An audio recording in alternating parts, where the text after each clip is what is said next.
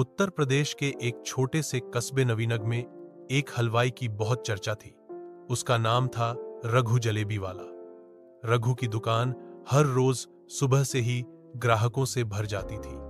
उसकी जलेबियों की खुशबू इतनी लाजवाब होती कि आस पास के मोहल्लों से भी लोग लाइन में खड़े हो जाते। रघु के पास एक पुरानी सी दुकान थी, लेकिन उसके काम का नाम इतना बड़ा था कि हर कोई उसे जानता था।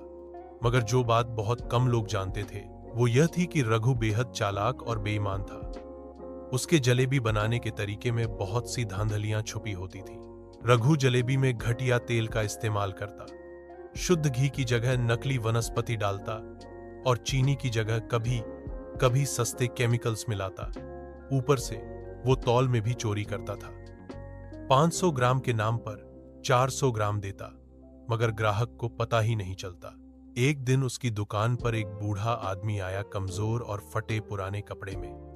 वह बोला, बेटा 1 रुपया बचा है, कुछ मीठा खिला दो। रघु ने उसे हंसते हुए कहा, यहां भीख नहीं चलती बाबा, चलो चलो हटो यहां से। पास खड़े कुछ ग्राहक यह देखकर हैरान रह गए, मगर रघु को कोई फर्क नहीं पड़ा। वो बोला, दुकानदारी में भावुकता नहीं चलती।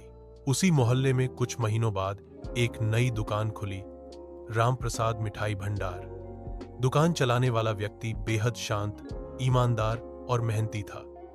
नाम था राम प्रसाद। राम प्रसाद की दुकान में शुद्ध घी, साफ सफाई और नाप तौल में कोई कमी नहीं थी।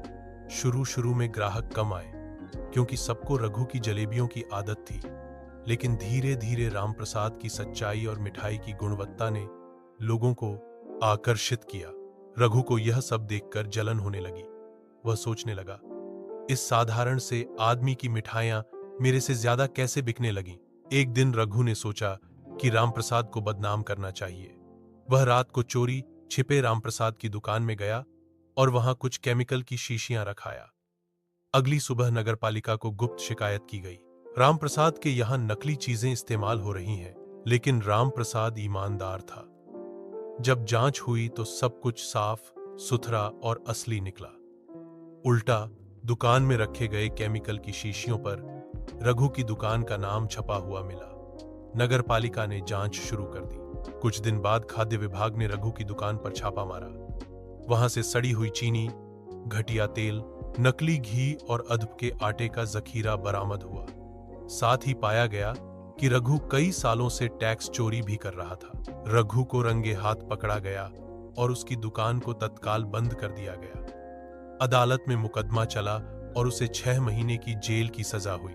सारा मोहल्ला चौंक गया। जो रघु हर किसी की नजर में सफल हलवाई था, असल में बेईमानी का प्रतीक बन चुका था। रघु के जेल जाने के बाद रामप्रसाद की दुकान दिन दूनी रात चौगुनी चलने लगी। हर ग्राहक उसकी ईमानदारी की मिसाल देने लगा। गांव के बच्चे, बूढ़े, अमीर, गरीब सब रामप्रसाद की दुकान पर भरोसे से मिठाइयां लेने लगे। रामप्रसाद ने कभी रघु के खिलाफ कुछ नहीं कहा, बस मुस्कुराकर कहा, सच्चाई की मिठास में ही असली स्वाद होता है। 6 महीने बाद रघु जेल से छूटकर गांव लौटा। उसकी पुरानी दुकान अब टूट चुकी थी। ग्राहक उसकी तरफ देखना भी पसंद नहीं करते थे। मोहल्ले में उसका नाम अब बेईमान जलेबी वाला पड़ चुका था।